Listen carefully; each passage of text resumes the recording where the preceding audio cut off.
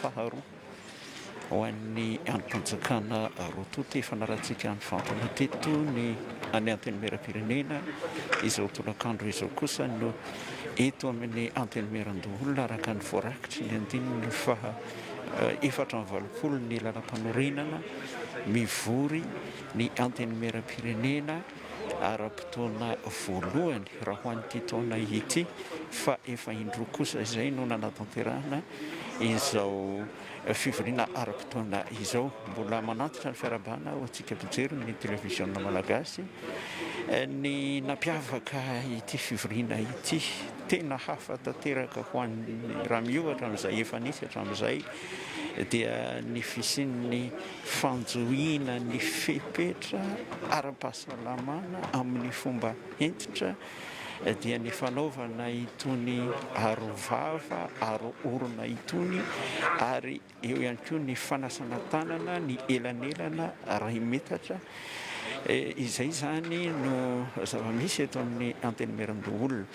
Fivoriana ara-potoana haharitra 90 andro raha ny voarakitra ny lalam-panorenana tsy mihoatra ny 90 andro ny lahadinika amin'ity ndray nitoraka ity amin'ny maha-vanim-potoana miavaka ny lalovan'ny firenena dia ampoizina fa hifanaraka amin'izay zava-misy izay ihany koa dia ny amehana ara-pahasalamana izay misy fiatraikany be dia be eo amin'ny lamina izay efa napetraka teny am-piandohana eo amin'ny fanatanterahana ny lahatrasana lahadinika eo anivon'ny androm-panjakana tahaka itony.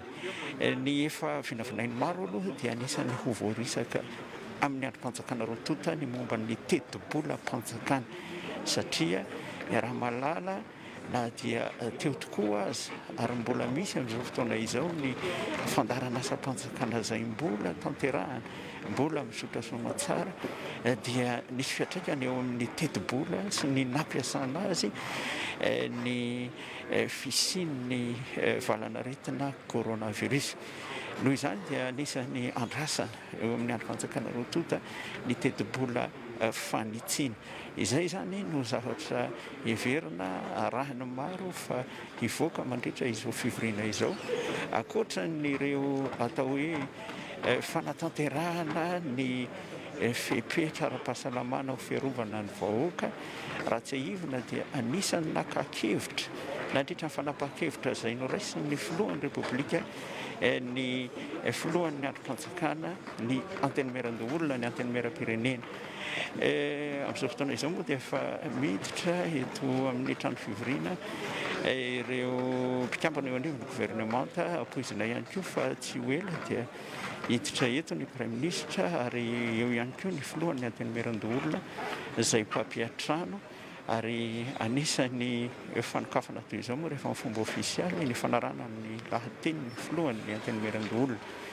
Amin'ny ankapobeny dia tonga ny loholona hiatrika izao fivoriana izao ary ao anatin'izay no atao hoe hanarahantsika ireo zavatra rehetra ny mahakasika ny laram-pahamehana eto amin'ny firenena dia ny fahasalamana aloha ary ny fanatanterahana ny zavatra rehetra na mandritra izao fotoam-pahamehana izao na ny aoriana izao fotoam-pahamehana izao na ny fiainam-pirenena ankapobeny na ny fifandrindrana-asa eo anivon'ny mpanatanteraka sy ny mpanao lalàna izany rehetra izany dia ampoizina avokoa. Izay ngamba amin'ny ankapobeny satria efa hanomboka ny fotoana dia ho rahantsika ny fisotran'izany fotoana izany mazava ho azy fa ho eo ny kabarany filohan'ny antenimera-doholona Andriamatoa Rivo Rakotovo.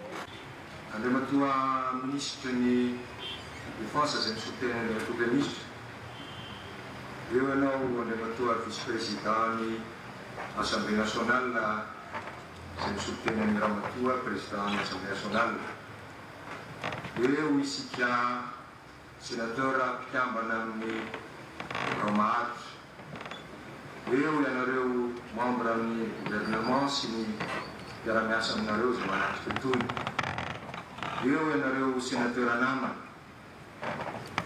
eo ianareo vahiny nasaina marena manokana amin'izany ireto filohana vondrona sosialy na ara-ekonomika izay nasaintsika akasitraka makatelina ny fahatongavanareo tokoa satria dia nikaja nahatra mety amin'ny antenimera-doholona isika rehetra rehetra mpiara-miasa ianareo vahiny manakaja. Misy amin'ireo namantsika izay mbola eny an-dalana eny satria izay ny fialatsiny voalohany. Eo moa zany le izy tazantsika eto miaraka amintsika eto ny filohan'ny filan-kevitra ambony miaro ny demokrasia sy ny tany-tandalana. Tazantsika eto mbola ho avy eo satria ny an-dalana any le matoa filohan'ny filan-kevitry ny fampihavanana malagasy sy ny ramatoa filohan'ny voamera mipaleotena miaro ny zon'olombelona sy isika rehetra izay voatonona eo.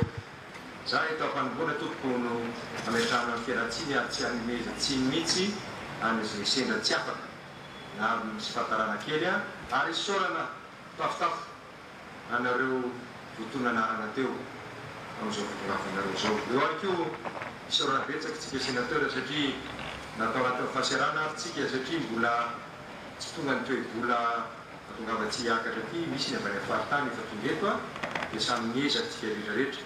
Misy namantsika mbola lavitra be na meny fiaratsiny satria mbola sarotra be ny ialany any amin'ny faritra izay mipetrahany rahaty fidoana sy fanajana nireo fepetra rehetrarehetra satria tovy daholo rehetrarehetra milohan'ny fepetra amin'ny fahamaizana ara-pahasalamana io. Dia zany moa zany tsy fanomezantsiny fa ifampiarabaratsika losana ny fiampiarabaratsika amin'izao tsika tafavory lalina eto amin'ity anteneran'olona ity. Volazany ramatoa sénateur teo fa araky ny lalàna dia mivory ary lalàna no mandidy an'izany dia mivory ara-potoana indroa isa-taona ny antenera dia ny anteneran'olona sy ny anteneram-pirenena ka ny voalohany amin'izany dia ny talata voalohany amin'ny volana May ho any izany ho ajantsika ny disposition constitutionnelle amin'izany ary adésert ny lalàna dia misy ihany koa nefa rahantsika mahalala dia rahantsika mahafantatra fa anatina vanim-potoana izay manahirana isika ka zany mahatonga an'ireo fepetra miraisina eo amin'ny resaka ara-pahasalamana ny fitandremana satria ny za sy ianao tsy rehetrarehetra no miara-mitandrina mba handresentsika amin'ny valana aretin'io ka dia makasitraka makatelina atsika amin'ny mety amin'naleketsika anarahana an'ireo fepetra izay ho atsika mianakavy mety mahelingelina atsika ihany mety ratsiratsy ihany ny sary fa dia zay ny tombontsoa ny be sy ny maro ka anjaintsika rehetrarehetra atsika koa ny ohatra tsika ny ohatra jereny olona zany mahatonga atsika tsy maintsy na iza manaraka azy fepetra zay. Reo zava-misy raha ho atao bampitokana tsy ho atao kabarilava akory dia eo zany lafiny ara-pahasalamana. Ny ainana tanatin'ny eran'izao tontolo zao ifabolana teo zay raha kely indrindra na mahery kely mivalana aretina Covid-19 io. Nampivarahotsana an'izao tontolo zao satria raha malala ny tarehimarika farany fa olona efa any amin'ny 4 milliards mahery kely ihany no asaina mijanona any an-trano. Efa mihoatra 2,700 ny tonona eran'izao tontolo zao eo amin'ny firenena 100 eo tena matatra amin'izay. Voalaza ihany koa fa efa mananika ny 3,667,000 ny olona voan'io otrika aretin'io eran'izao tontolo zao. Atao hoe cas positif izany. Voalaza ihany koa fa efa mihoatra ny 250,000 ankehitriny ny olona maty eran'izao tontolo zao.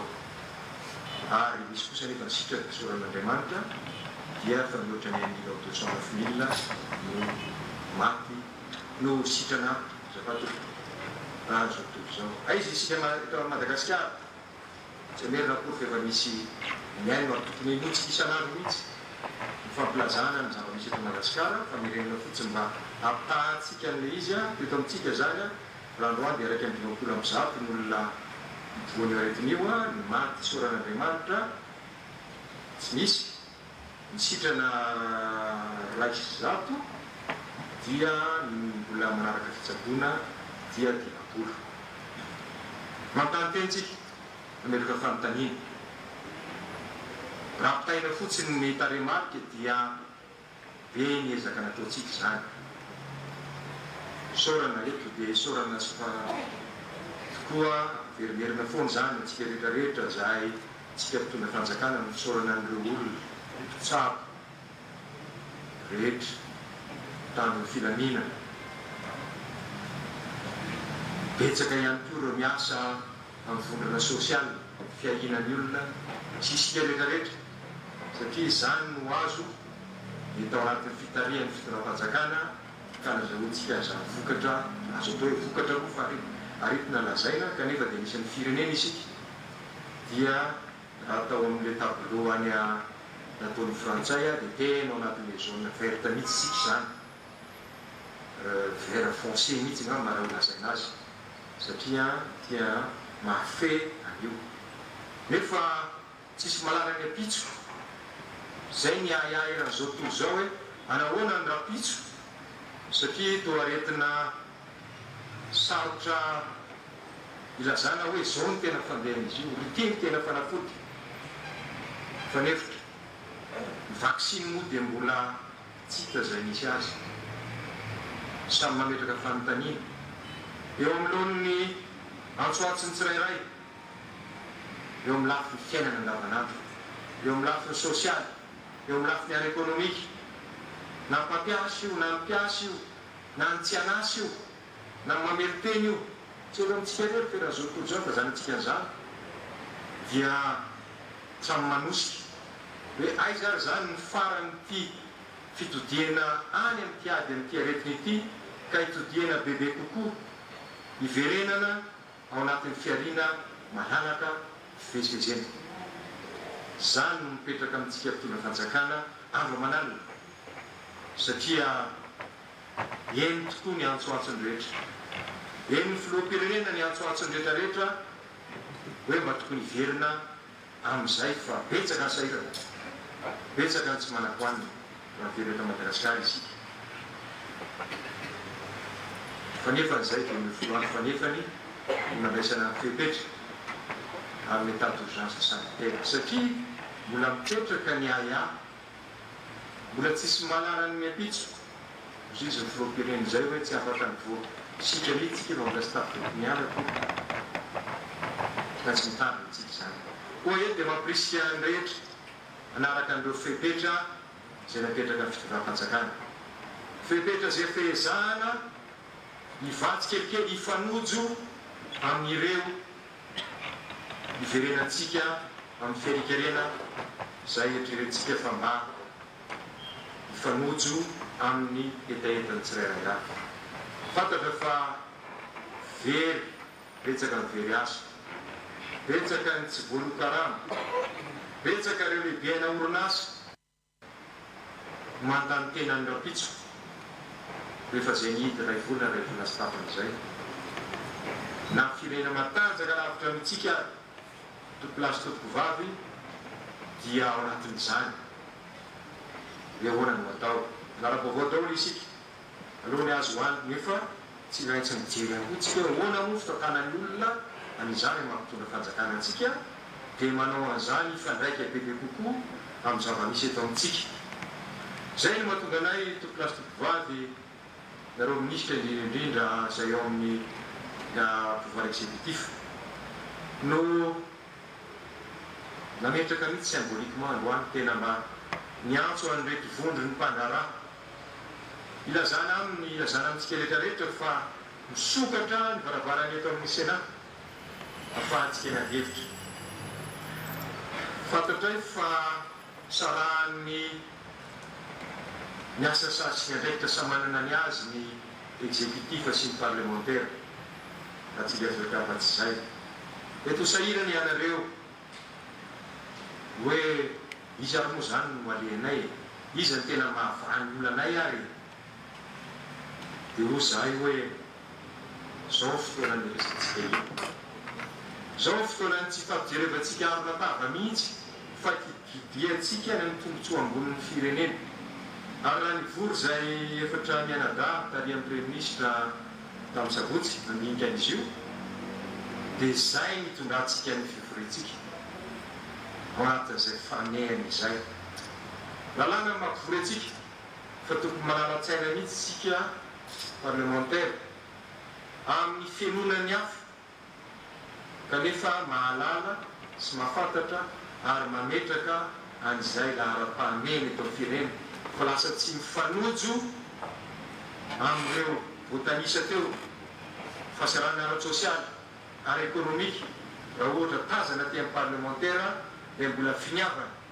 hiady hevitra lava amin'izay tsy lahara-pahamehana sarotra no mamaritra n'izay anaty valo fa anjaratsika bureau permanent anjaratsika président de commission anjaratsika sénateur no amin'ny fiaraha-miasa amin'ny gouvernement no ametran'izay ho amin'ireo lahadinika anjaratsika no malala-tsaina miantso anireto partenaire zay ratsa magaiky lehibe satria mifampidonana ny firenentsika ety tompo amin'ny PIB fotsiny dia roapolo isan-jato ihany no mety ny fitonam-panjakana ny etaza fa valopolo isan-jato dia avany amin'ny sehatra tsy miankina zay mbola mizara roa ngezabe ao ilay sehatra informel ozy izy tsika ao ihany koa ireo famatianina zay zava-misy eto amintsika noho izany tsy afaka mihitsika hoe tsy eno afa-tsy ireo fika roapolo isan-jato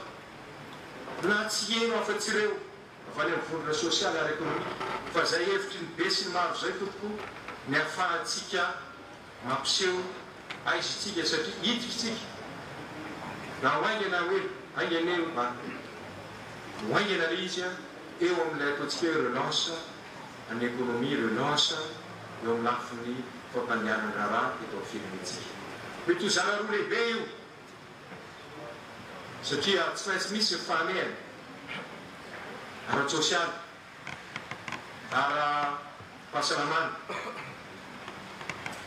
nefa tsy maintsy misy ihany koa midrafitra jery lavidavitra kokoa iarahana amin'reto ministera efa mahazo mifankakevitra avy any amin'ny vondrona politika économique sosialy rehetrarehetra mba ahafahantsika manapa-kevitra anaty fotoana tokony afoezina mihitsy mba hifamojo any amin'ny etetavoaka zany moa tonga tsika rehetrarehetra mieritreretatsika hoe tsika izao no afaka hitona zarazarabiky zany moa anatin'izay tsy fanaovana ny politika politicienne zay tsy janony zany isy foany zany eto dia hindrana keliny maloso io président feneratsiny anao fankarivo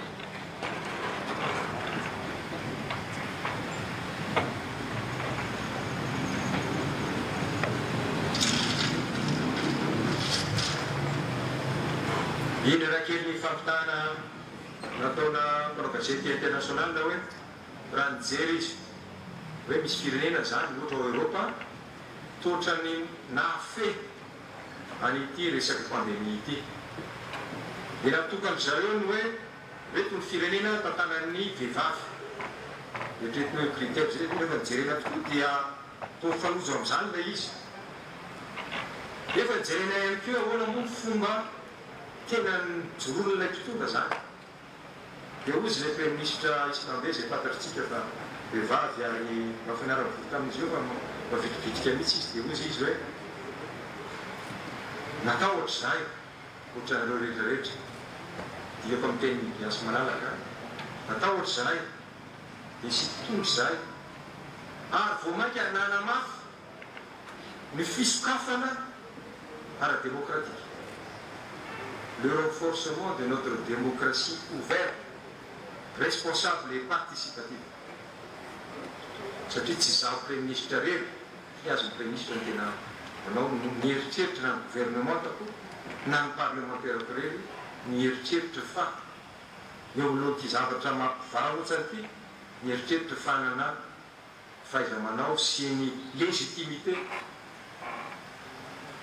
ary ny tena ngeza be dia tsy maintsy miady andresy lahatry ny olona mba hisiany fampitokisana le regain de la confiance envers les dirigeants et le peuple satria misy mikorotana maha olona mihitsy no mikorotana ao anatin'ny ty zatra mitranga eo fireneny ty misy olona tsy akozinao mihitsy nampitantana na voaka majinika samy manana fihetsekony eo amilona zavatra tsy fantatra rehefa mahafaty zay no mahatonga nozy aho hoe zany no maforsentsika io tsy azotsika ivoka tsy azotsika tsindriny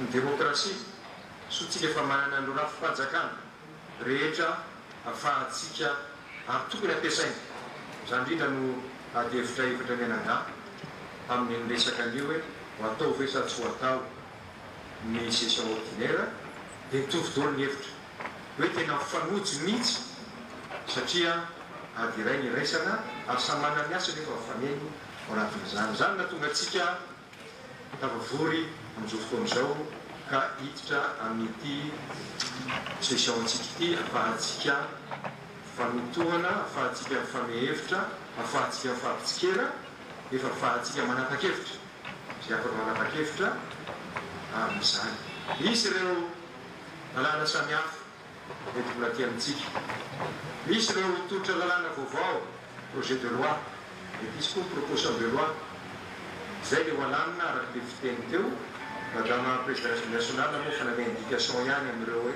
reto ny lalàna mety prioritaire masy de hitra loatra amizay a fa reo avy eo fa raha ny tena misy ny anisany voalohany a dia loi de finance rectificative zay raha mafy eo fitatanam-bolam-panjakana ny hoe hoaizy itsika zany amin'ity plan d'urgence sy plan de relance eto amin'ny fireneny ty efa enitsika amin'ny fahafalam-baovao amin'ny gazety samihafa ireo hevitra vomaly asa afaky maly namatiny hevitry ny gem masima mitambatra sy ny fivopama amin'ireo etretiny fa tokony anapiny fanjakana azy mba hoetiny anodina indray an'ireo orinasa iahina an'ireo mpiasa zay tsy mandraikarama intsony ahoana an'ireo charge social ahoana ny tantanana ny resaka atao hoe ny financement de l'économie raha zay tazana azy hoe ahoana ny fampiarana amin'ireo sehatra financier reo a manamaivanana sy mbola iverena ny fitokisan'ireo izy any ame garantie an'le izy raha ohatra le orinasa efa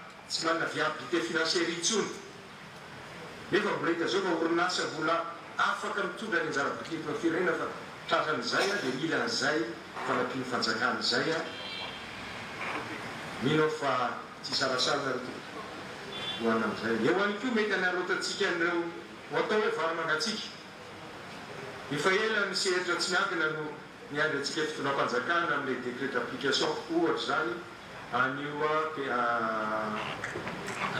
loi sur développement industriel raha tsy resaka raha tsy zay efa ela ny sehatra tsy miankina niandry atsika amin'ilay depuis 2014 ataotsy hoe vao tamin'ny 2019 ny décret d'application an'ilay signature électronique so dia mba zay ny taky atsika ngiaignatraingana kokoa eo anatin'ny fifandresen-dahatra ohatra vitsivitsy fotsiny zany ahoana isika eo amin'ny fampiarana satria zadinitsika to zadinitsika fa tsy anao famiradarana be am'izany fa manatsidika fotsiny zany a fa anatin'ny fahaseranana ihany koa fitonam-panjakana ao anatin'ny crise budgétaire koa fitonam-panjakana satria midina be ary idina be lose efa navoaka misy ny finance sy ny ministre teto aminay efa hitanareo fa idina any amin'ny ray fahaingo dimy any hoany ny taux de croissance eto amintsika dia ahoana zany a ny rahana am'izany satria tsy mety koa raha tsy hijery isika manana crise koa anie le firenena kanefa fantatrintsika efa mivalopolo isan-jato dia avany amin'ireo namantsika sehatra tsy miankina dia manahoany ireo sehetry ny olona zay tena anatin'ny fahantrana tanteraka zay sy tokony anontaniana akory hoe fa niasana ninareo avaizy nareo makaty-taninarivo matory fa reo le tena vesatra eo amin'ny fitonam-panjakana tsy maintsy anarenana an'ireny ezaka lehibe efa nataon'ny fitonam-panjakana mba hiahina ara sosialy fanomezana vory fanomezana vary menaka sy ny sisy reny mety mbola mikorotana le izy tsy maintsy atsaraina tsy maintsy mieny kimy satria matony tenin'ny olona dia misy tsy mety any fa nihevitra fototra kosa dia efa niezaka ny fitonam-panjakana satria tsisy mieritreritra an'io nanao loi de finance ny fanjakana tamin'ny desambra tsy mieritreritra an'itsika rehetra tsy anaty fanomezantsiny fotsiny akory kanefa tsy maintsy samy miezaka ihany koa zany amin'ny afahantsika rehetrarehetra mba miara amin'ny salahy aloha hoe tsika fanjakana mba hanaiky ny kina fanakianana zay mety ataon'ny olona fa tady ny fanatsarana tsika rehetrarehetra ao anatin'izany matoa ny tenin'ny olona dia anatin'izay toy izany ihany koa amina resaka fitsaboana zay hitatsika maro ny ady hevitra atiny io zavatra ray kosa aloha dia mifasahitsika malagasy fasahina lehibe zany eo amilohan'ny olona sahirana matsy ny sisa iny dia avariko fotsiny anatin'ilay navoakany union africaine mariny hoe mila fikambanany Afrika marina tsy maintsy akesisaka kely le lina mavomavo io amin'ny fomba fiarahany eran'izao tontolo zao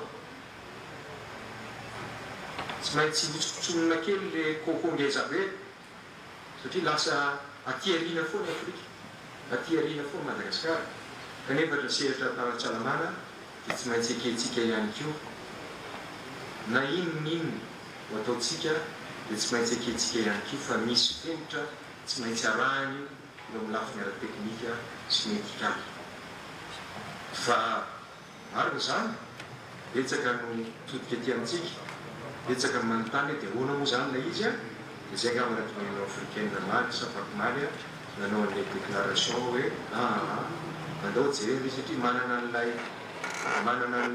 organe karakana zany Union africaine membre Union africaine isika rehefa ao tsika mifandresy lahatra dia oso makany any amin'ny andevitra fa tsy manakana atsika zany amin'ny fomba mampanao atsika hiditra amin'izay tokony edrentsika fa mahasoa atsika eto amin'ny firenena koa zany rehetra zany mahatonga atsika manambatra ny herintsika plasy totovavy manambatra ny herintsika amin'izay lalakalehantsika rapitso na afaka pitso ary eto zay dia mitarikevitra mihitsy tompo teo nareo ministra efa tena zay matetika ihany koa raha ny tenako manokana fotsiny ambo dia fotoanan'izao ny anentanana atsika eo amin'ny lafiny famokarana tatoerana sy ny antsifana izay vita tatoerana satria andalo crise zao tontolo zao farafaratsiny avesatra be miresaka sakana tsy ahafahany entany ifamezivezy amin'ny fomba malalaka io tsy afaka miala amin'io tsika mety misy raha milafiny tolotra mety isy tokoa satria miaina be ny fari-piainan'ny olona sahirana dia betsaka ny tolotra surabondance ozy izy zareo manampaizana fa tsy vezivezy la eta dia ho sarotra misy toerana nefa mety nitolotra mihitsy ny tsisy na isy nitolotra fa tsisy tso ny fahefamividy zay ny ampiarahantsika ao anatin'ilay hevitra tambarana ka loany dia manao antsoavy mihitsy aza manokana ny ahafahantsika anampy mpatsahantsika sécurité alimentaire aloha sakafo aloha satria raha tonga ny fietrerentsika tsika tsisy mananandrapitso ka raha ohatra tokoa sangatriavoko tsy afa manafatra vary amin'ny velany tsika dia zany ny tena ampitio ny firenentsika nefitsika manana ndrapatsara zay tsy miandry intsony ny fanampiany malagasy ny fanjakana fa anatin'ny famokarana izy andeo fotoan'izao mioto ny vokatra izy andeo fotoan'izao ao izy ny tokony ampitsika ao ny vokatra fanodiny ireo ny tokony amisehantsika an'ireo industrie vadika salatsalan'ireo mba hifanehitra amin'izany tolotra anatiny tokony tsy fahatsika eto Madagasikara zany amparehereo atsika foana ny eritreritra veriko foana zay zareo sima moa nisy lazan'izay tamin'ny antaina teto hoe mampanahirana mijery hoe niditra any amin'ny tranombarotra lehibe ianao dia sy folo isan-jato ny entana anatin'izany entana nafaravany felandony eny na dia ny anana sy ny karoty sy ny voatabia ary dia avy any velany no amidy atsika ty atao eo ireo mpatsahantsika ireo teny mba atsitika fotsiny zay ahoany ireo mpamboly varytsika ireo hiditra amin'ny amin'ilay fanaony culture zao hoe le contre saison tsy tosika azo atao zany a mba tsy sanatria iena mitolotra rehefa tonga ny fotoana manomboka amin'ny octobre zany ny toko hoe tsidikevitra mahafahantsika rehetrarehetra satria azadiny fa reto ilay toko hoe volo manan-karena produit de rente vanille girofle sy ny sisy ireo tsy ampina amintsika re reo na matanjaka ohatriny atsika vanille efa hitatsika na vanille indrindra fa idy isy sakatsakana ny zavatra tao hoe fampandehana era zao tontolo zao dia atao hony reo atao hony reo faritra mamokatra la vanille reo sy ny girofle sy ny sisy reo raha idy ahoana tompoko no ho tombontso azotsika amin'ity vidina sofika midina be raha zao tontolo zao ty ahoana ny ady hevitritsika mba azotsika tombontso ka hifarojan-dalana ny système monétaire apetrakytsika farafaratsika mba azahoantsika tombontso amin'ny resaka fidinany vinana ny vidina pétrole io ady hevitra zany mahafinaritra anay tamin'ny antemeran-dorony zany ny ady hevitra amin'izany mahafinaritra anay ny ady hevitra an'izany amin'ny gouvernement satria dia piste moa izy ny fitenenana amin'ny ady hevitra zay tokony atao nefa ny fototra dia reo valopolo isan-jatotsika ireo mipatsaka zay melinatsika ahodinareo tatoerana ko le tsapa manafika menaka tsonytsika fa le voanjo tatoerana no ahoditsika ho menaka sy ny sisa ka anjifa zay tsika vo tena manana opportunité hoe anjifa vita malagasy eto amin'ny firenena c'est pas nationalisme déplacé ngam lazapa azy fa c'est l'opportunité qui se présente amin'ny zavatra zay atao ka zany hoe zany dia fitsinginana ny tombontsoany be sy maro zany dia politique zany fitantanana firenena izany anisany manana tombontsoa isika rehetrarehetra satria afaka maneho hevitra afaka manakiny afaka hitondratsika ilaina na amin'ny parti politique ary fa mba mihidy anatin'izay hoe aiza aloha fanehana anatin'ny firenentsika ity satria raha zao isika fona politique eny maranako azy ka ho lasa fotsiny efa napetraka teo zany le pôlina hoe tsy vonoina akory ny démocratie tsy vonoina akory ny fahalalahana amin'ny teny tsy vonoina akory ny fahalalahana amintsika fa isika rehetrarehetra anatin'izay tokony hitodika makany amin'ny tombontsoa ambony sy izay maika ho an'ny vahoaka satria lasa hifanalavitra be isika mpitondra sy ny vahoaka raha-taja amin'ny olo isika anatin'ny epolo andro afanam-polo-tanana zavatra afoko na tsy mifanojo any amin'ny zavatra tena mamay ny vahoaka amelomana indray ny fiarikerentsika andresentsika an'izao reto mandoso zao ary arahantsika amin'izao tontolo zao mahafahantsika afaka volana vitsivitsy misy ponao prévision moa dia mbola dimy vala afaka valambe folo volana io sy ny sisa engany mba tsy ho zany zavatra mitranga satria mavesatra dia mazevatra raha izany tokoa no mitranga zay tokolasy tokovavy mba ataoko hoe ranitra bary dia hoe savalalana fotsiny ny zavatra sy tao tsy torolalana kory satria tsy jarako ny manao torolalana fa mba toro-kevitra fotsiny mba atsitika satria betsaka ihany koa no mifamezivezy ny ireo hevitra eto amin'ny firenena koa maranako azy toko dia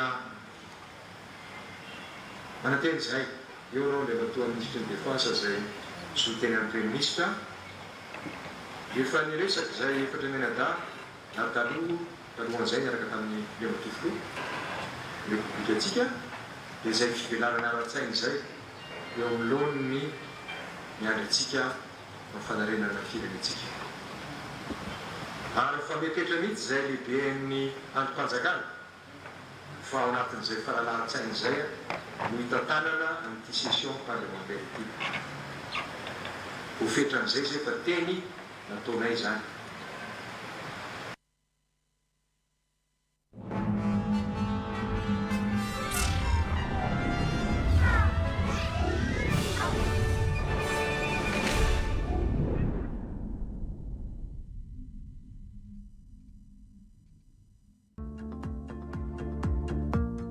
arahina entitra ireo fepetra fisoroana ny koronavirus sy ny fampiasana ny rafim-pitsaboana ara-dalàna hananana vohoka sy fiterahana azo antoka.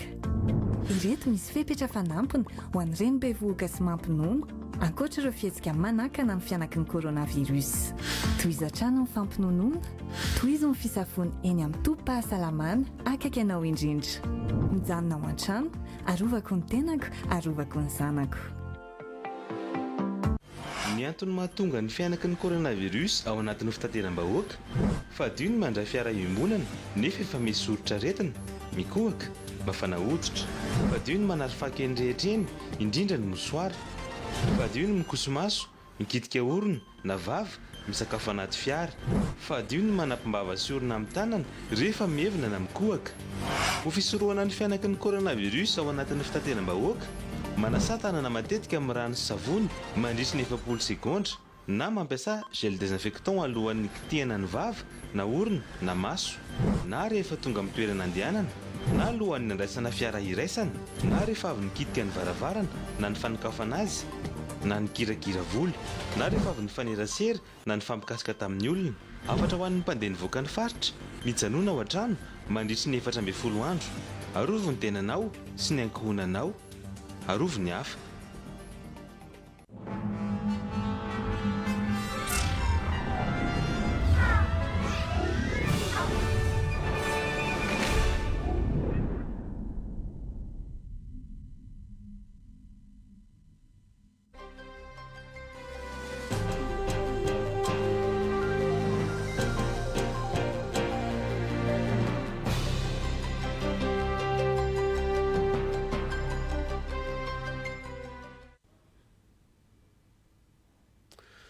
Ny fandarana isi magazina dia faly miaravantsika rehetra ary mirary fahasalamana oantsika rehetra amin'izao fotoana izay somary mafampana amin'ny lafiny fahasalamana eran-tany izao ary manasantsika naraka ny fandarana hatramin'ny farany.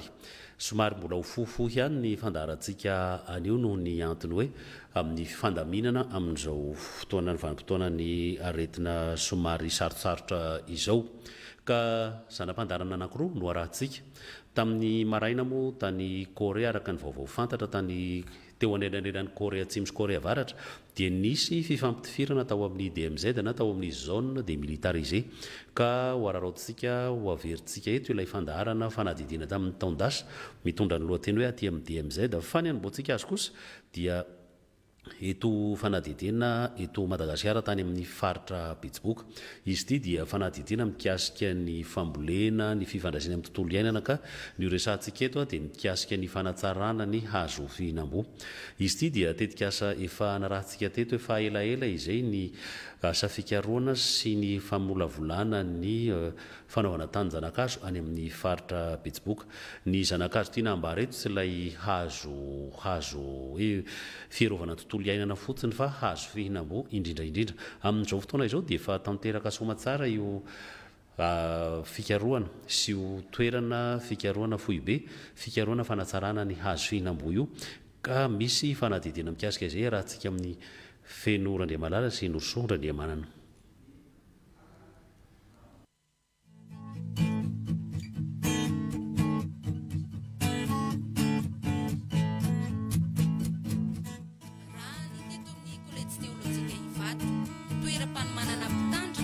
No nampiarany fiangonana FJKM ny fambolena hazo fihinam-boa tamin'ny taona 424 dia hita fa naombo ny teknika mpambolena, nanome votsara ireo hazo ny karakaraina, nanome endrika ny tontolo manodidina ihany koa ny loko ny voankazo ary indrindra nahazahoana fanampin-tsakafo ho an'ny mpianatra mpitandrina.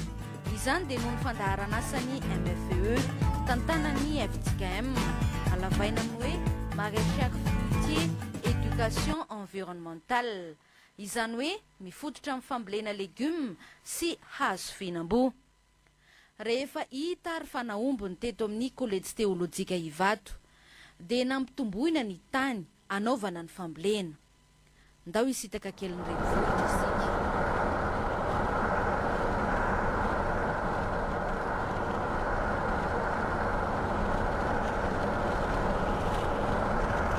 Eto eto amin'ny tanàna Nambararata manamorona ny lalam-pirenena faefatra no misy antsika aty amin'ny commune ambanivohitra Matsinjo faritra Betsiboka 200 kilometatra miala n'Antananarivo. Toerana nosafidian'ny FJKM antarana ny fandaharana asa sy ahafahana mampiasa ny tanety malalaka ananan'ity faritra ity nefa tsy voatrandraka araka ny tokony ho izy. Natao fitaratra ary ny fambolena hazo fihinam-boa mba ampahafantarana ny olona fa azo atao tsara ny mamokatra amin'ny tanety rehetra dia pirofo iray izao hitantsika izao. Inona avy ary no atao eto? Zavatra atao eto zany dia zavatra telo. Ny anankiray voalohany indrindra aloha zany dia manao tanjanakazo mba azona manaparitaka ny hazo fihinam-boa voafantina. Ny faharoa dia misy tanina samboakazo misy eto tonga dia fambolena azy ireo ary anaovana fanandramana indrindra ny amin'ireo izay fantarina hoe mety sa tsy mety ny andrina eto. Ary ny fahatelo dia ny fanaovana fanofanana mba hahafahana mandray olona miofana eto mihitsy. Ary ireny antony zavatra nitokanana androany. Zava-dehibe amin'ny fitoriana filazantsara zany. Satria ny FJKM dia resy lahatra fa ny filazantsara izay toriana dia tsy tenin'Andriamanitra mitondra ny olona ho any an-danitra fotsiny fa mampiaina azy koa ny fahasaran'Andriamanitra dia ny eto an-tany. Miasa amin'ny fikarakarana ny hazo fihinam-boa izay ataon'ny FJKM ankehitriny dia fiarah-miasana amin'Andriamanitra ho fitahiana amin'ny Madagasikara. Isan'ny vahaolana iadina amin'ny tsy fanjarian-tsakafo eto amintsika ny fanapariahana ny voankazo. Antony iray mahatonga ny FJKM misehatra amin'ny fambolena hazo fihinam-boa io. Niezaka amin'ny anao ny hazo fihinam-boa ny FJKM. Ny antony dia satria eo ny lafiny anankiray ny amin'ny hoe orakofantsika aly Madagasikara eo amin'ny nivon'ilay fiarovana ny tontolo iainana. Fa indrindra anisan'ny zavatra tena mamely mafy eto Madagasikara ny tsy fahanjarian-tsakafo. Raha mamboly hazo fihinam-boa isika dia tena vahaolana mahomby amin'ny ady amin'ny tsy fahanjarian-tsakafo eto Madagasikara izany satria mahavanona zavatra betsaka Madagasikara ary fitahian'Andriamanitra. Avadika ho asa ny filazantsara. Porofon'izany raha tany karakaina no tazana teto teo aloha feno bozaka mainy ny afo isan-taona dia lasa rakotra zava-maitso izy ankehitriny. Novolena bozaka mametraka zao tao anaty tany, malonaka ny tany sy miaro ny novo-tany tsy kaondrika. Tsy malaky maty izy io fa maharitra ny faniriny. Izany no antony antsoina azy hoe arachis pérenne na voanjo mandady. Rehefa lonaka ny tany, niaraka tamin'izay no nananganana ny ivotoerana fanaovana fikarohana momba ny fampitombo-taranaka ny hazo fihinam-boa eto Matsinjo, nomena ny anarana hoe lapany manga. Natao hoe lapany manga satria raha fantatritsika tsara ny karazana hazo fihinam-boa eto Madagasikara dia misy maro. Saingy ny manga tsy dia tena fantatra loatra ny tena anarana manga. Ary eto amin'ity toerana ity dia misy an'ireo karazana manga fantatra eto ambonin'ny tany.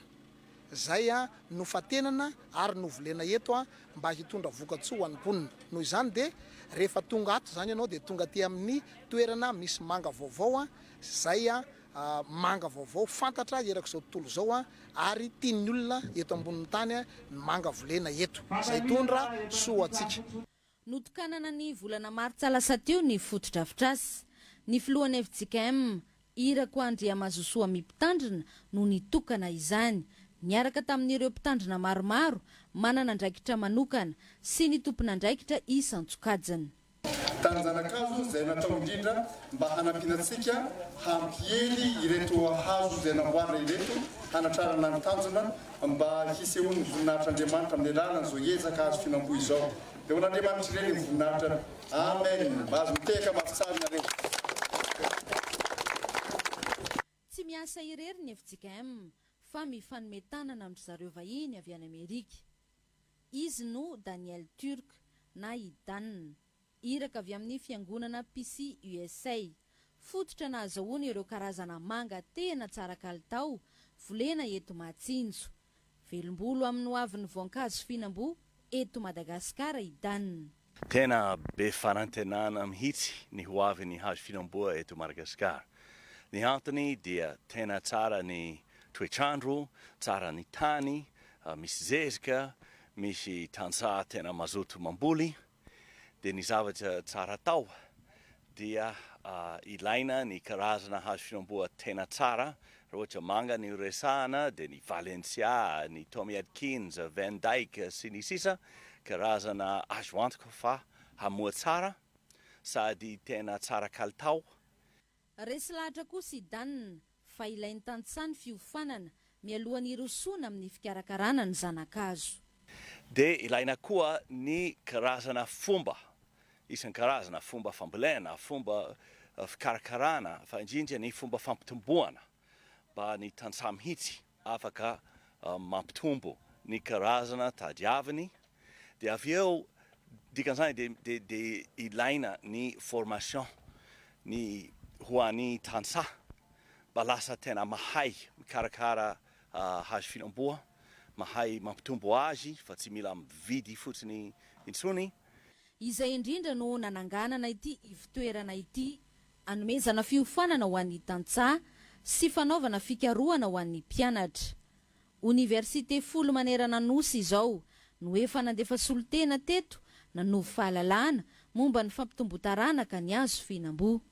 Solotena avy amin'ny université folo eo eto Madagasikara, misy avy any Antananarivo, misy avy any Fianarantsoa amin'ny faritra maro zany nefa nandalo teto, saminy nazahoana vokatra daholo.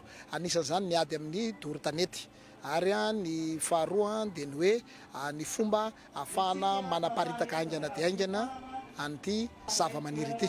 Mpianatra avy amin'ny Université Raveljon Pandrana manaraka lalam-piofanana momba ny tontolo ambanivohitra, ireto manao fikarohana eto reto. Tojony televiziona malagasy izo nanambara tsy ampiambambana fa tsy mahaliana ny tanora mpianatra ankehitriny ny setry ny fambolena hazo fihinam-boa no ireto antony ireto. Tsy fahafantarana hoe ina aloha ny vokatsoa azo avy amin'ny izy, dia eo ihany koa tsy dia mitodika manokana amin'ny any ambanivohitra izy fa ny anazy hoe hianatra dia ho tafita izy dia hiasana anaty birao, fa tsy fantany fa ny tena zava-dehibe indrindra dia ny hazo fihinam-boa dia zavatra azo idiram-bola. Ho an'izy manokana, vantany vao vita ny fanovozam-pahalalana natao teto dia nanana fomba fijery lavitra sahady ny amin'ny vokatry ny fikarohana. Ny vokatrizay ny fianarana noratovinay teto dia afaka izahay mampiatra avy hatrany ny resaka fampitomboana hazo fihinam-boa. Afaka ihany koa izahay mampianatra ny manodidina ny eo amin'ny fiangonana, ny eo amin'ny fokontany misy anay mba hampiatra ny hazo fihinam-boa satria betsaka ny vokatsoa azo avy aminy. Tsy ho atao hoe hazo fihinam-boa fotsiny fa atao loharam-bola mihitsy mba hampiala ny fahantrana zany. Teto dia naseho mivantana tamin'ny mpitsidika ny fanaovana greffage tamin'ny alalan'ny zanakamanga roa karazana. Tsy dia manahirana ny fikarakarana azy. Ilay zanakazo tiana ho azo no didiana voalohany. Atsofoka ao amin'ilay porte greffe avy eo, atao izay ifanantonana izy roa. Vita ny fomba fanaovana ny greffage, zava-baovao an'ny Michelin, poniny Mahatsinjo. Nanomboka teto amin'ny fiofanana teto amin'ny centre MFE no ny atomboako namboly. Ary rehefa nahazo fiofanana dia nandray ny fampiarana avy hatrany mba azahoana ny fampitomboana ny zanakazo avy amin'ny alalan'ny vita grefy. Ny tombontsoa manokana aloha amin'ny fampianarana izay azo teto dia tena ahitana tombontsoa izy satria araka fanazavan'ny mpampiofana dia ao anatin'ny roa taona sy tapany ny zavatra vita grefy dia mamovo. Fa ho an'ny fambolena mahazatra hatrizay dia volomanga gasy zao ka an'Andriamanitra ny sisa. An'Andriamanitra tokoa ny sisa hoy Michelin.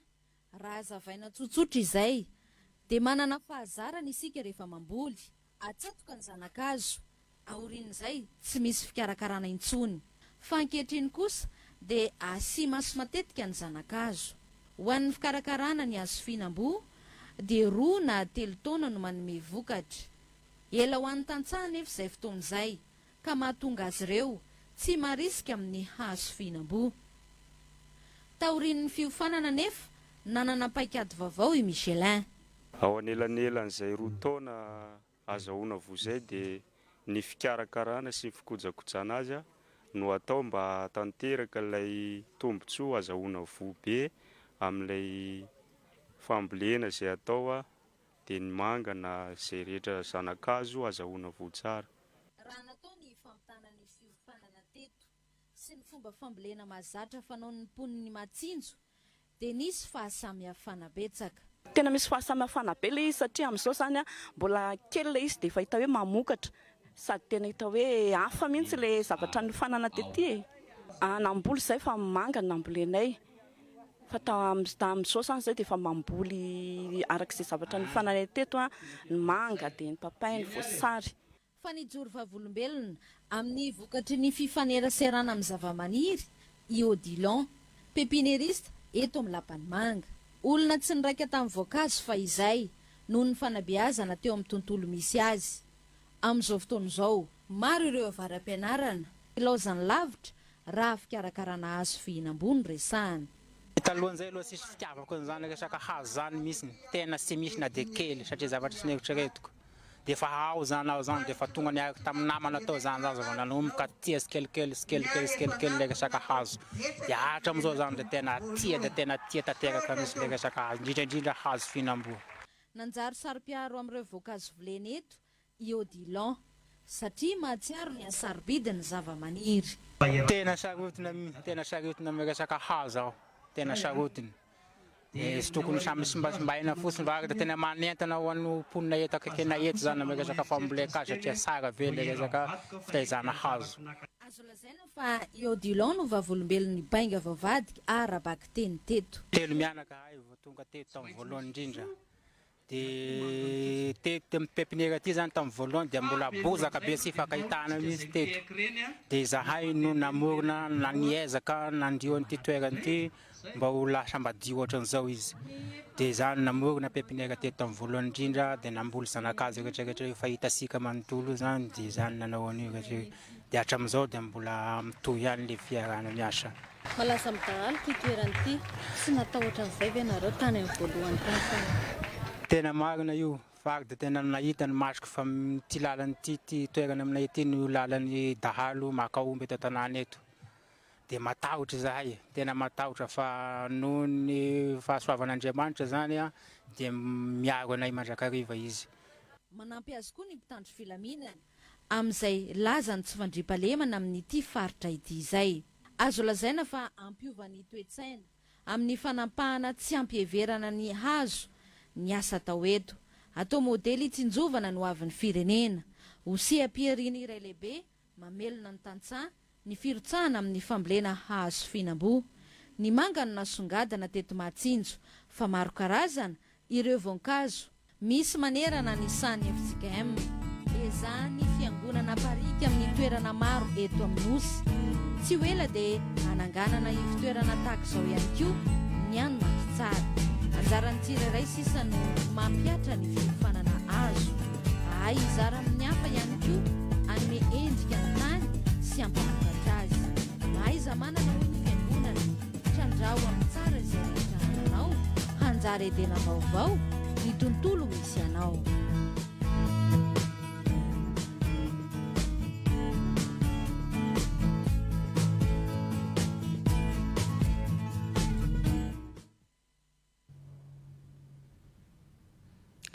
Izay ny fanadidiny Norosorandriamanana sy Fenondrandriamalala tany Mahatsinjo any amin'ny faritra Betsiboka. Mahafinaritra ery ny mijery ny tontolo ambanivohitra sady malalaka ny tsara rivotra indrindra amin'izao fotoana hoe mandidy antsika tsy maintsy mihiboka noho ny antony fahasalamana izao.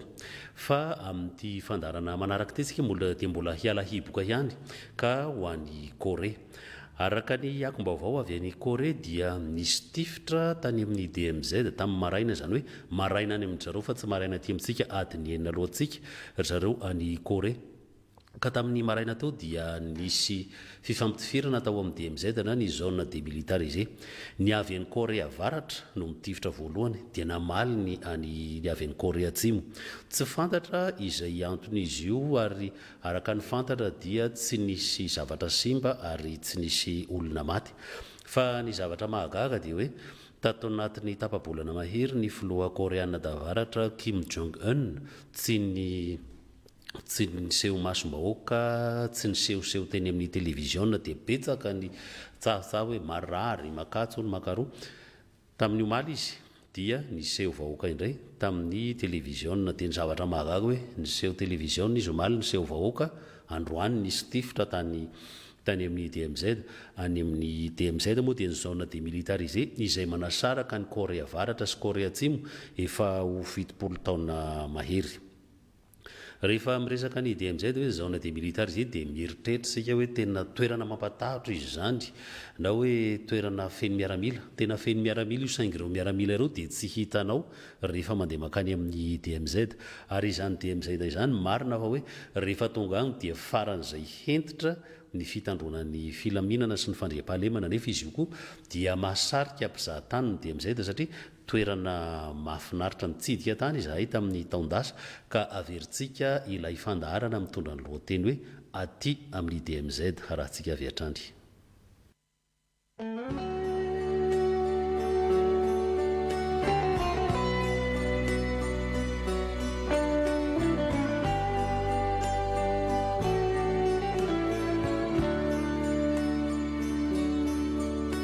Tsaroantsika rehetra ity sary ity, sary izay hitan'izao tontolo izao tamin'ny 7 avrily taona 2024. Ny aona teto amitsipika manasaraka ny Korea Atsimo sy Avaratra na ligne de démarcation, ny filoha Koreana tatsimo Moon Jae-in sy ny filoha Koreana tavaratra Kim Jong-un. Ny fampiarahaba sy ny fandraitanana izy mirahalahy ho mariky ny famitranam-pihavanana sy ny firisonina makany amin'ny fandriam-pahalemana aloha hanaraka aoriana ny fampiraisana ny Korea roa tonta. Dia hoy ny filoha Moon Jae-in tamin'ny filoha Kim Jong-un, manasanao mba hiantrano aty aminay aty Korea Atsimo. Dia nandingana ilay tokonana kely manasaraka ny firenena roa tonta ingahy Kim Jong-un. Avy eo dia mba nasay ingahy Kim Jong-un hanitsaka ny tanin'ny Korea Avaratra ingahy Moon Jae-in. Ity faritra ny haonan'ny filoha roa tonta ity no antsoina hoe GSA na Joint Security Area, misy ny ligne de démarcation izay faritra tsara ambina indrindra eto an-tany ary apetraka eo ambany fiahian'ny firenena mikambana. Ity GSA ity no faritra saropady indrindra ato amin'ny DMZ na Demilitarized Zone, zone demilitarisée izay manasaraka ny Korea Atsimo sy Korea Avaratra hatrany amin'ny taona 1770, izany hoe hatramin'ny faranany adiny Korea na guerre de Corée. Talohan'izany hatrany amin'ny andro fahagolan-tany dia firenena tokana i Corée. En effet, la Corée était toujours, il y avait toujours une Corée tout au long de notre histoire. Notre histoire écrite date d'à peu près 5000 ans. Et tout au long de 5000 ans, c'était juste une Corée. Mais c'était après la Seconde Guerre mondiale, quand la guerre froide avait commencé, que la Corée était divisée en deux, en Corée du Nord et Corée du Sud, et c'était contre notre volonté, c'était parce que nous étions faibles à l'époque, et c'était en 1950 que la guerre de la Corée était éclatée, et ça a duré pendant 3 ans, et après, jusqu'à aujourd'hui, la péninsule coréenne est restée divisée en deux. Mais la tragédie, comme je vous ai dit, est que cette division, c'est vraiment une exception de notre histoire de la Corée. Nous partageons la même langue, nous avons la même culture.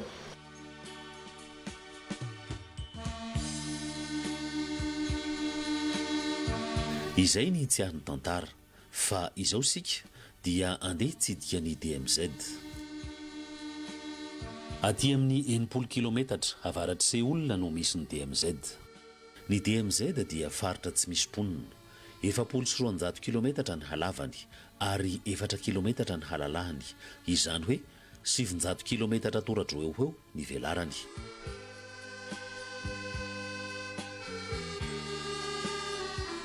Ny antsasaky ny DMZ 2 kilometatra any avaratry ny ligne de démarcation dia zaratan'ny Korea Avaratra, ary ny antsasany 2 kilometatra aty atsimon'ny ligne de démarcation kosa dia zaratan'ny Korea Atsimo. Ny sarambabem-bahoaka Koreana tatsimo sy Koreana tavaratra dia tsy mahazo manitsaka tsy mahazo miditra ny DMZ fa ny vahiny hafa firenena izay tonga amin'izahantany dia izay tratra isan'andro mahatratra 2 hetsy isan-taona. Mahazo miditra ary ankehitriny dia efa azo atao ny maka sary fa amin'ny toerana sy fotoana voafetra ary manaraka fepetra faran'izay hentitra. Ity ny brochure zaraina ao anaty bus mamintina ny toerana hotsidihina sy ny fepetra arahana.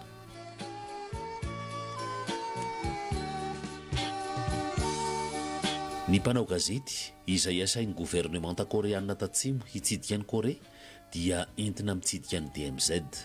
Nisy 7 izahay mpanao gazety avy amina firenena 7 nasain'ny Korean Foundation mba hahafantatra mazava tsara ny toetra raha momba ny ezaka fampanjakana ny fandriam-pahalemana aty Korea sy amin'ny manodidina azy.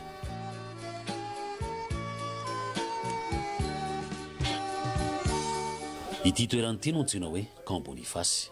Teto no nifandray-tanana ny filoha koreana roa tonta. Rehefa mitsidika eto ny mpizahatany dia ato amin'ity trano malalaka ity no miandry ny fandaminana ataon'ny miaramila izay miandraikitra ity toerana ity. Ity no trano farany avaratra eto amin'ny sistany farany avaratra Korea Atsimo. Ka eto aloha ny mpizahatany sy ny mpanao gazety no mihain'ny fanazavana sy ny fepetra apetraky ny miaramila mpiandro favatany. Izay vao mandroso ery amin'ny ligne de démarcation rehefa mahazo alalana.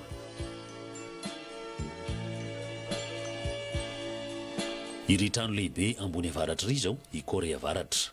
Eo ampitany eo arabe malalaka eo anoloana io ny sistany farany avaratra Korea Atsimo manefitra azy amin'ny Korea avaratra.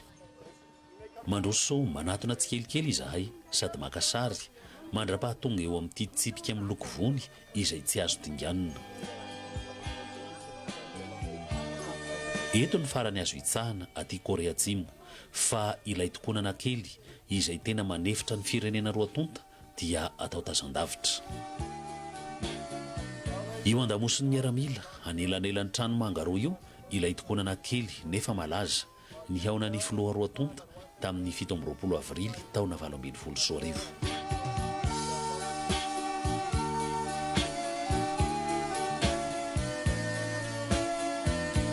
Ilay efitrano manga miolitra amin'ny fiheferan-tany kosa izay nikarakarana ny fiaonan'ny Korea roa tonta na ny sommet intercoréen dia azo ny mpizahatany tsidihina. As well as the United States Command.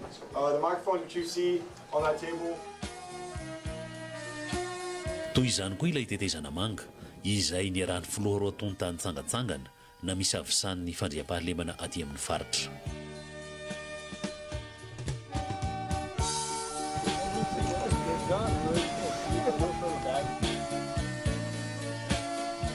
Toerana faran'izay milamina ity DMZ ity sady tsara tarehy, maitso, tsy misy ponina, tsy andrenesana afa-tsy feomborona.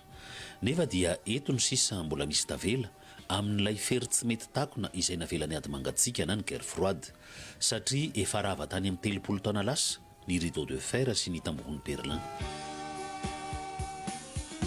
Io lalovan'io ny Maison de la Paix. Taony niarany dinidinika ny filoha Moon Jae-in sy ny filoha Kim Jong-un. Lalovana fotsiny io fa tsy azo idirana.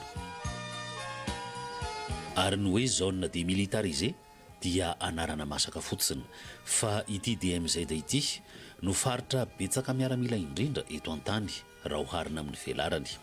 Any amin'ny iray tapitrisan'ny hoany isan'ny miaramila koreana tatsimo sy koreana tavaratra miampy miaramila avy amin'ny infanterie américaine.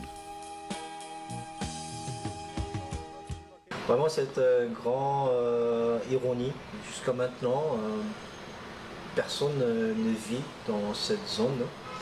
Et c'est une autre ironie que juste à cause de cette interdiction d'entrer à cette zone, c'est devenu une des zones avec les plus grandes biodiversités de la nature du monde. Alors c'est vraiment une grande ironie, je vais dire.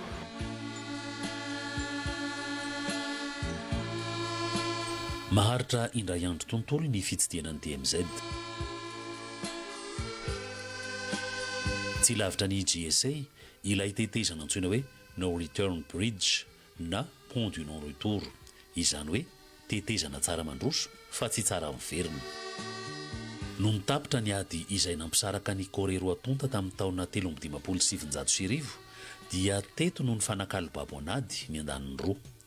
Nomena safidy ireo babo ireo hoe hiana avaratra ve sa hiana atsimo, tsy mahazo miverin-dalana intsony aorian'izay. Rehefa nihidy tanteraka ny sistany dia tsy afaka nifandray intsony fa tafasaraka tanteraka tato anatin'ny 70 taona ireo fianakaviana izay nisy nohon'ny aty atsimo, nisy nohon'ny any avaratra.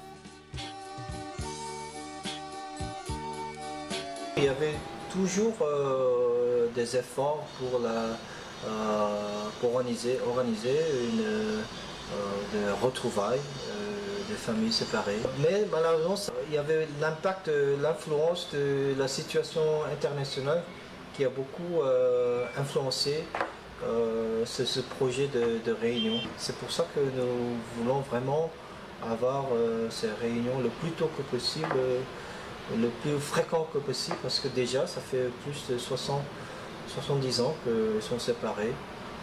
Et une des choses que nous avons essayé de faire est d'avoir ces réunions après la rencontre entre le président Moon et le leader de la Corée du Nord. Même notre président actuel, président Moon Jae-in, voilà, sa famille est originairement de la Corée du Nord. Mais malheureusement, ce genre de réunions ne sont pas fixées comme un système. Voafetra ny politika sy ny fivadibadiky ny toedrarà eo amin'ny firenena roa tonta ny fahafahan'ireo fianakaviana tafasaraka mba mihaona indray. Fa ny mpizahatany kosa raha te hitazana ny Korea Avaratra dia miakatra ery an-tampombohitra misy ny Observatoire de Dora.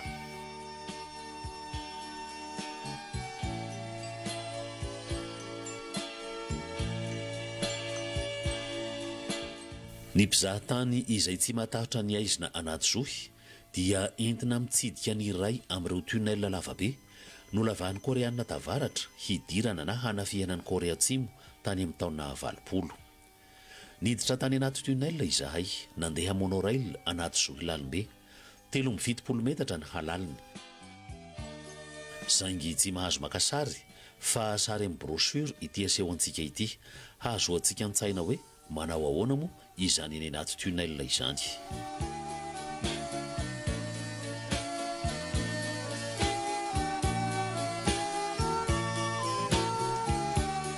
Ity gara fiarandalamby ity no antsoina hoe Dorasan Station. Nosokafany gouvernementa koreanina tatsimo izy ity tamin'ny taona 2002 hanehoana ny fahavononana hampifandray ny Korea roa tonta. Saingy vokatry ny fizirizirian'ny Korea Avaratra dia nakatona ilay gara. Izy ity anefa dia kasaina hampitohy an'i Korea amin'ny Europa.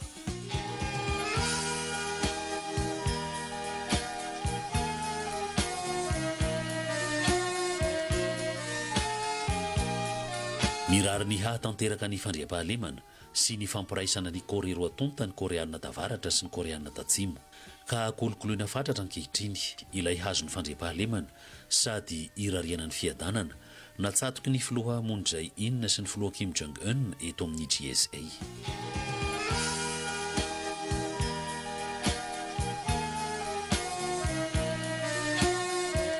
Taorian'ny fitsidihana DMZ dia nentiny Korean Foundation taty amin'ny nosy kely ny Jeju Island ny mpanao gazety. Jeju Island dia nosy kely faran'izay kanto 520 kilometatra mihataka ny sisin-dranomasina aty amin'ny farany atsimon'ny Korea.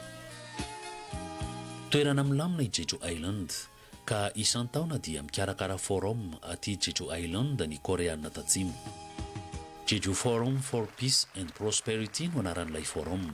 Ka tamin'ity taona ity dia ny fifandraisan'ny Chine sy États-Unis ary ny fiantraikany amin'ny fiainana aty Korea no lohahevitra. Jeju Island, c'est une île, la plus grande île de la Corée, Jeju Island. C'est très connu en tant qu'un point touristique. Il y a des palmiers aussi, c'est vraiment très, très intéressant d'y aller. Et c'est là qu'on a ce forum pour la sécurité, justement pour vraiment discuter l'avenir non seulement de la Polynésie coréenne, mais aussi la sécurité de cette région globalement. Alors c'est vraiment très très intéressant, très très important. Oui, bien sûr, restons optimistes parce que premièrement, c'est pas seulement la Corée du Sud qui veut la réunification, c'est aussi la Corée du Nord. Alors tous les Coréens veulent avoir cette réunification. Et deuxièmement, comme je vous ai dit, nous partageons déjà une longue histoire d'une Corée. Et troisièmement, c'est plus facile de réunir si on partage la même langue, la même culture et aussi les mêmes membres de famille. Et c'est exactement ce cas pour les deux Corées. Voilà.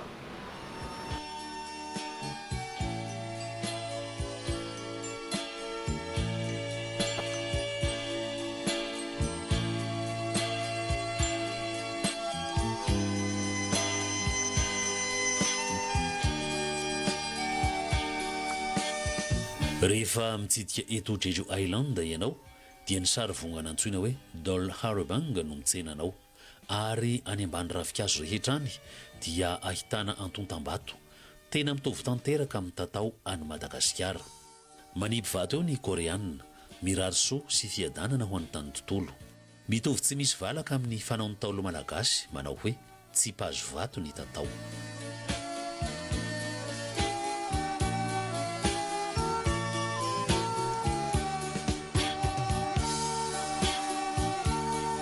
Ary raha tonga aty Korea Atsimo ianao indray andro any ka mitsidika ny Jeju Island dia aza adino ny mandalo eto amin'ity rian-drano ity, ato anatin'ny zavaboary maitso mavana mampilamin-tsaina, manainga ny olon-drehetra hanatsara ny fifandraisany amin'ny voary ary ny fifandraisany amin'ny olombelona toa azy hisian'ny fandriam-pahalemana sy ny fiadanana.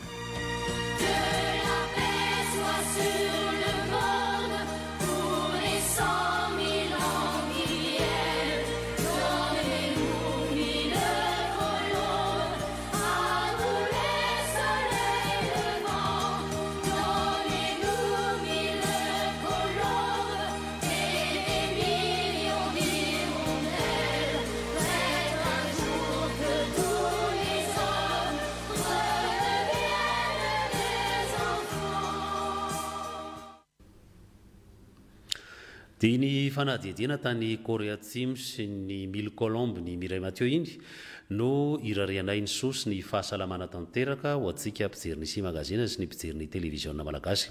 Koa dia mahazo fahafinaretana miaraka amin'ny fandarantsika atao amin'ny televizionna malagasy. Mankasitraka tompoko.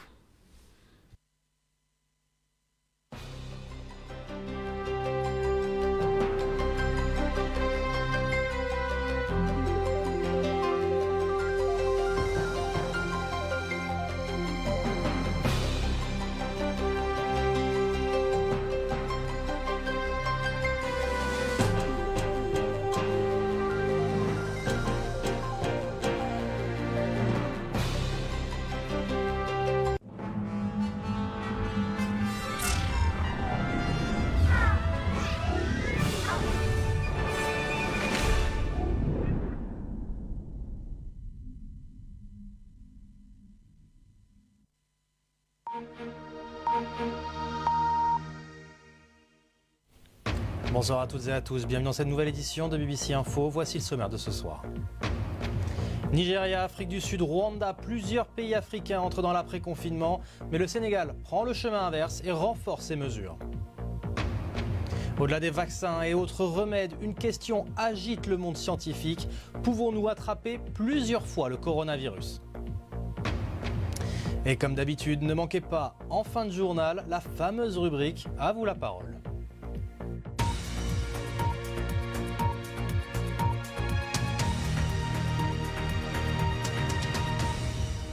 Merci d'être avec nous. Débutons notre édition avec un point sur la pandémie du coronavirus. L'Afrique compte à ce jour plus de 44 500 cas de Covid-19 à travers le continent, avec Parmi eux, près de 15 000 guérisons. Plusieurs pays ont d'ailleurs annoncé l'assouplissement des mesures de confinement, comme en Afrique du Sud, malgré être le pays le plus touché par le Covid-19 avec plus de 6 800 cas. Le Rwanda a débuté ce lundi un déconfinement partiel et autorise sa population à se déplacer durant la journée. Même chose au Nigeria, où les autorités ont entamé un déconfinement progressif et graduel, notamment dans les deux grandes agglomérations du pays, Lagos et Abuja. Contrairement à ces trois pays, le Sénégal, de son côté, a choisi de prolonger l'état d'urgence. Et pour parler de ces nouvelles mesures, rejoignons justement depuis Dakar notre correspondante Raïssa Okoye. Raïssa, on a pu voir certains pays amorcent l'après-coronavirus, mais ce n'est pas le cas du Sénégal. Expliquez-nous. Effectivement, ici au Sénégal, le nombre de cas positifs au Covid-19 a été multiplié par 5 en l'espace de 30 jours seulement, notamment avec les cas communautaires, ce qui a amené l'État sénégalais à prendre des mesures, à commencer par la prorogation de l'état d'urgence et du couvre-feu de 20h à 6h du matin sur toute l'étendue du territoire, et ce pour les 30 prochains jours, ce qui nous ramène donc au 4 juin prochain. Et puis, pour limiter la transmission communautaire, le préfet de Dakar, Alioune Badara Samb, a décidé pour sa part de réguler l'accès aux lieux de commerce. Ainsi, donc, depuis ce lundi, dans les marchés de Dakar, les commerces alimentaires sont ouverts les lundis, mercredis et vendredis, et les commerces non alimentaires sont ouverts uniquement les mardis et les jeudis. Du coup, les marchés sont fermés les samedis et dimanches. Et quant aux grandes surfaces, elles sont ouvertes 6 jours par semaine, avec une limitation de la présence simultanée des clients. Face à cette situation assez spéciale, Raïssa, les Dakarois s'organisent avec de beaux exemples de solidarité.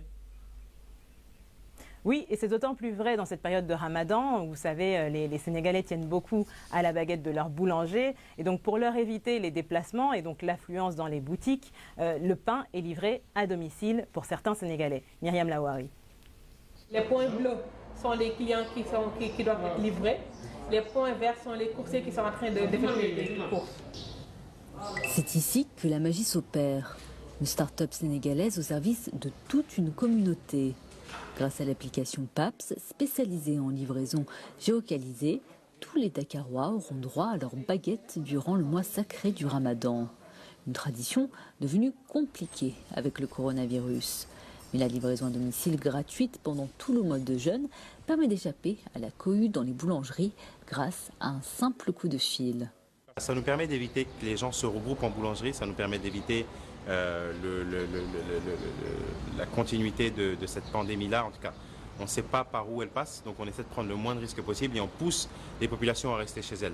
Donc on a une certaine élite qui a l'habitude depuis de nombreuses années de se faire livrer en période de Ramadan du pain, des croissants et pas mal de choses.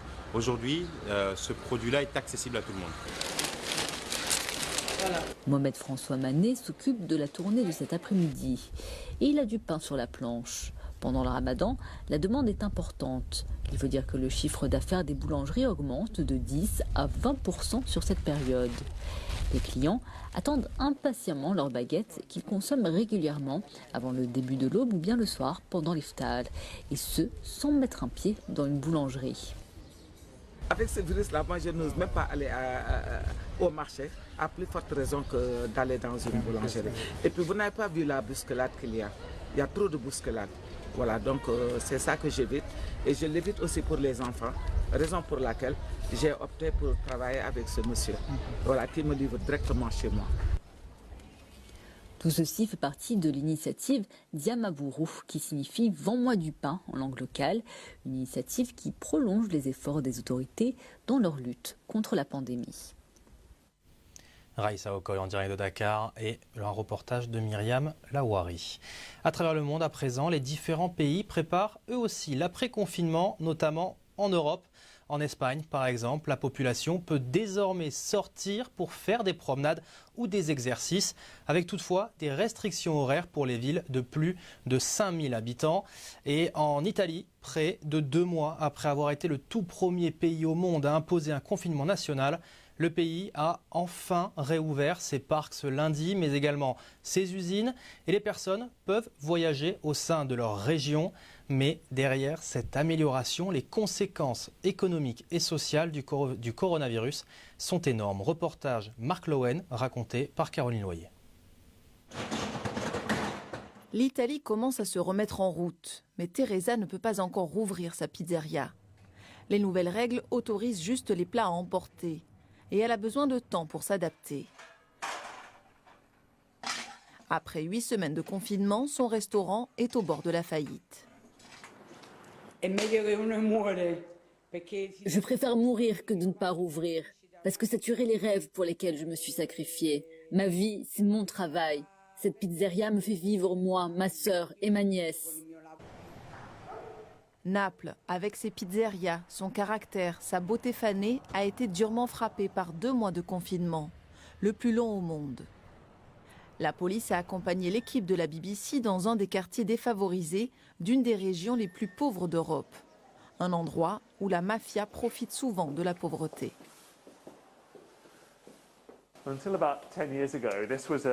Il y a 10 ans à peine, la police ne pouvait même pas venir ici. La sécurité s'est depuis améliorée, mais la crise réveille les craintes que le crime organisé profite de la misère des gens pour s'implanter.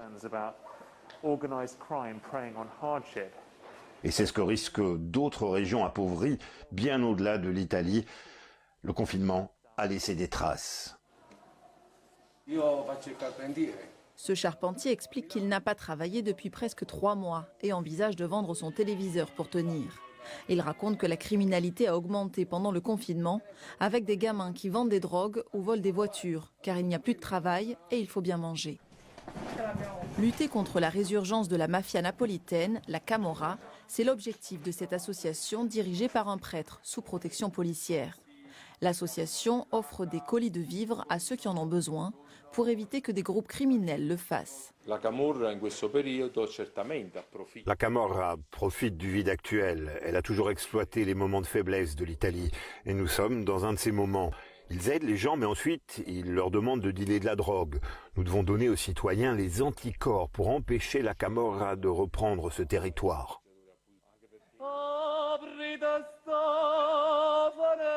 Dans la vieille ville, une solidarité en chanson.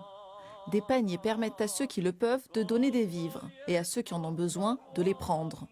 La crise sanitaire est devenue une crise sociale et économique. Le confinement a freiné le virus, mais le pays en sort meurtri. Le reste de l'actualité en bref et en images. Niamey est frappée par une tempête de sable. Elle a débuté vers 14h heure locale dans la capitale nigérienne et a duré plusieurs minutes avant d'être suivie par des pluies torrentielles. Le phénomène a plongé Niamey dans le noir et provoqué la panique chez les habitants. Et au Togo, Faure Gnassingbé est investi pour un 4e mandat présidentiel. Réélu le 22 février, il a prêté serment devant la Cour constitutionnelle ce dimanche. Gabriel Agbeyome Kodjo, arrivé en 2e position avec 19,46% des voix, conteste toujours les résultats de l'élection. Revenons au coronavirus à présent, parce qu'au-delà de la course pour le vaccin et les remèdes, les scientifiques se divisent toujours sur une question. Est-ce que lorsque vous avez eu le coronavirus, vous êtes susceptible de l'attraper une 2e fois ou alors êtes-vous bel et bien immunisé? Élément de réponse sur cette question épineuse avec Olivier Weber.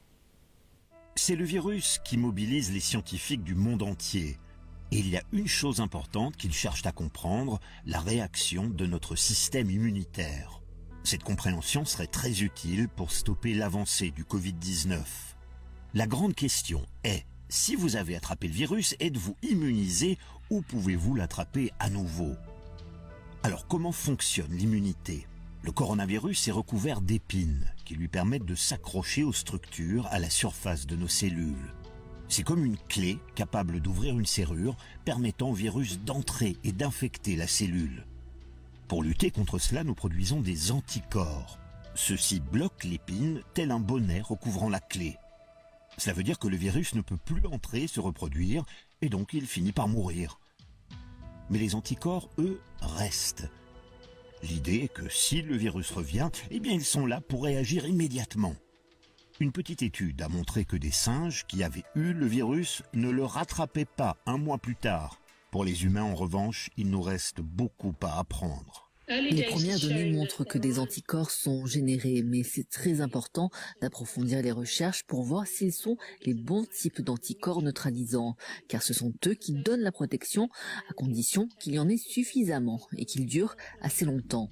Générer des anticorps est juste la première étape. Les scientifiques cherchent à savoir combien de temps l'immunité peut durer. Et comme le Covid-19 est tellement nouveau, les chercheurs se tournent vers d'autres virus adjacents. Dans l'état actuel de nos connaissances, ce serait très dur pour moi de vous rassurer avec certitude que si vous êtes exposé au virus, vous aurez des anticorps protecteurs dans 1, 2 ou 3 ans. C'est très dur de savoir comment nous pouvons atténuer une seconde vague d'infection. Le coronavirus affecte les gens de diverses manières, mais la sévérité des symptômes affecte-t-elle l'immunité ? Certains patients atteints du Covid-19 sont tellement malades qu'ils doivent aller à l'hôpital en soins intensifs. D'autres, au contraire, n'ont que peu ou pas de symptômes. Les chercheurs tentent de savoir si cela fait une différence. En général, les gens qui ont été très malades produisent beaucoup d'anticorps et ceux qui n'ont pas été très malades en produisent beaucoup moins. Ça veut dire peut-être que les gens qui n'ont eu qu'une infection légère pourraient perdre leur immunité plus vite et pourraient ne pas être protégés quand le virus revient. Selon les scientifiques, il faut d'urgence des réponses à ces questions sur l'immunité pour décider des prochaines mesures à prendre dans la lutte contre le coronavirus. C'est à présent le moment de votre rendez-vous quotidien. C'est à vous la parole et aux témoignages aujourd'hui nous viennent d'Afrique du Sud, du Sénégal et des États-Unis. Salut les amis, moi c'est Joël depuis Pretoria. Pendant ces temps de confinement, je m'occupe à faire de la lecture, je fais des exercices physiques chaque matin, je prie et je donne des cours de français en ligne. Alors j'espère que vous vous portez bien, continuez à vous laver les mains, à vous protéger et à respecter les gestes barrières mis en place par vos États respectifs. Coucou, c'est Mamdiara depuis vous, Sénégal. Gardez-vous les distances et les gestes barrières, lavez-vous les mains tout le temps. Portez les masques s'il le faut pas aussi, en tout cas, on est presque au bout du tunnel et bientôt on va jubiler, Inch'Allah. Allez, Bawesh. Bonjour, mon nom est Berthe de Matimba, Congolais de naissance, vivant aux États-Unis d'Amérique, là où la pandémie fait de plus de victimes. Et je prie et je demande à nos frères africains de respecter les règles d'hygiène et à nos dirigeants africains de prendre des mesures pour protéger nos populations face à une telle pandémie ou même une épidémie, de prendre des mesures et de protéger la population face à tout. Merci. Et vous aussi, envoyez-nous vos vidéos, expliquez-nous comment vous vivez cette situation si particulière. Nous attendons vos témoignages, vos conseils. Alors soyez créatifs, envoyez-nous vos vidéos sur notre numéro WhatsApp qui s'affiche sur votre écran. Le +44 75 68 60 89 79. Avant de se quitter, une petite note sportive avec un concours d'athlétisme unique en son genre. Regardez bien. Voici les 3 meilleurs sauteurs à la perche au monde. Le français Renaud Lavillenie en haut à droite, le recordman du monde suédois Mundo Duplantis en bas à gauche et l'américain Sam Kendricks. Ils ont organisé un concours ensemble depuis chez eux, tentant de sauter au-dessus des 5 mètres le plus de fois possible en 30 minutes. À ne pas essayer chez vous en tout cas. Voilà, c'est la fin de ce journal. Merci de nous avoir regardés, notamment au Cameroun sur Canal 2. Mais où que vous soyez, restez prudents et à demain pour une nouvelle édition de BBC Info. Au revoir.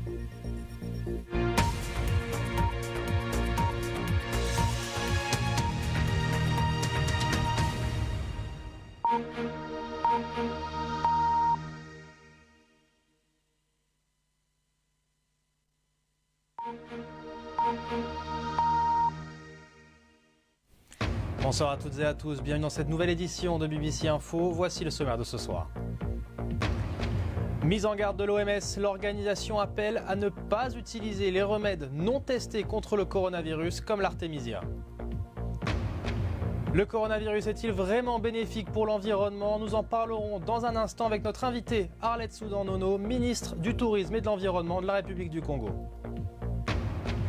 Et il a troqué son maillot pour une blouse d'hôpital. Rencontre avec Bakary Meïté, capitaine de l'équipe de Côte d'Ivoire de rugby, reconverti le temps de la crise en agent d'entretien dans un hôpital.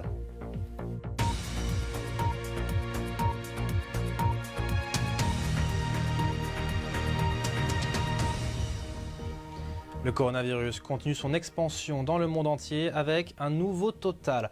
Plus de 250 000 personnes sont mortes à travers le globe des suites du coronavirus. L'Afrique compte-t-elle plus de 1800 décès pour un total de 47 000 cas. 101 nouveaux cas ont notamment été recensés en RDC. Il s'agit de détenus de la prison militaire de Ndolo. Dans les 4 coins du monde, soigner le plus rapidement possible les malades atteints par le Covid-19 reste évidemment la priorité. Des traitements sont à l'essai. En Afrique du Sud, des chercheurs testent l'efficacité du vaccin anti-tuberculose contre le coronavirus. Alors, qu'en est-il des remèdes traditionnels comme l'artémisia? Un traitement produit à Madagascar et distribué dans plusieurs pays d'Afrique inquiète l'OMS qui refuse de le préconiser. Les explications de Caroline Loyer. Ce n'est pas un non catégorique, mais un appel à la prudence. Le Bureau régional de l'Organisation mondiale de la santé pour l'Afrique préconise des tests rigoureux pour toute nouvelle thérapie naturelle contre le Covid-19. Les Africains méritent d'utiliser des médicaments testés selon les normes qui s'appliquent aux médicaments fabriqués pour les populations du reste du monde, explique l'organisation dans un communiqué publié sur son site internet. Une déclaration qui intervient alors que Madagascar fait la promotion d'une boisson à base de plantes, l'artémisia, pour traiter les patients du Covid-19. Avant de se prononcer sur ce possible remède, l'Union africaine a demandé au président malgache de lui communiquer les données scientifiques recueillies jusqu'ici dans le pays. Une fois reçues, elles seront étudiées par le Centre africain de contrôle et de prévention des maladies pour évaluer l'innocuité et l'efficacité du Covid-19 Organix. En dépit des appels à la prudence, plusieurs pays du continent ont déjà commandé des cartons entiers de ces bouteilles, comme le Libéria, la Guinée équatoriale et la Guinée-Bissau. Ce don est un geste de lutte contre la pandémie de Covid-19. Je voudrais dire que grâce à cela, la Guinée-Bissau sera perçue différemment en tant que nation. Elle sera vue comme un pays qui a toujours les bonnes personnes. Et à partir d'aujourd'hui, le monde parlera de la Guinée-Bissau. Un enthousiasme un peu prématuré, car les tests sont toujours en cours. Lundi, la Commission européenne et l'OMS ont annoncé la levée de plus de 8 milliards de dollars pour le développement d'un vaccin et la recherche de traitements. Le nombre de décès sur le continent s'élève officiellement à moins de 2000. La pandémie de Covid-19 a déjà tué près de 250 000 personnes à travers le monde. Ouvrons le dossier environnement à présent, car l'impact de la pandémie a été jusqu'à présent positif pour le climat. Les émissions de CO2 diminuant dans les grandes villes du monde entier, mais les experts avertissent cependant que lorsque le monde sera revenu à la normale, les industries s'efforceront de redynamiser l'économie et pourraient renverser en très peu de temps la légère amélioration actuelle. Marina Darras. Alors que la pandémie du coronavirus s'attaque au monde entier, la priorité est de sauver des vies. La plupart des gouvernements ont réagi à la crise par des mesures de confinement et alors que nous voyageons et consommons moins, l'environnement profite un petit peu de cette période de repos. Vous avez peut-être pu regarder sur les réseaux sociaux des vidéos où l'on voit des animaux envahir les villes désertées, mais l'impact sur